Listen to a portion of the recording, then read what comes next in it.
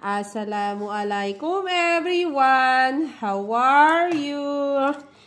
Pinagagawa ko yung asawa ko ng iinumin ko na lemon juice at cucumber at tubig. Ibe-blend yan ng aking baby. Ayan, lalagyan natin itong cucumber, water, at lemon juice. Ito na ang cucumber and lemon juice. Yummy!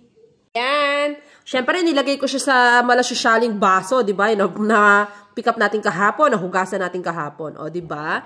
Ang ganda tingnan. Tag-isa kami ng baby ko dyan. Nainom din yung baby ko niyan. Tag-isa kami. Sarap, di ba? Sarap, mukhang yayamanin sa baso.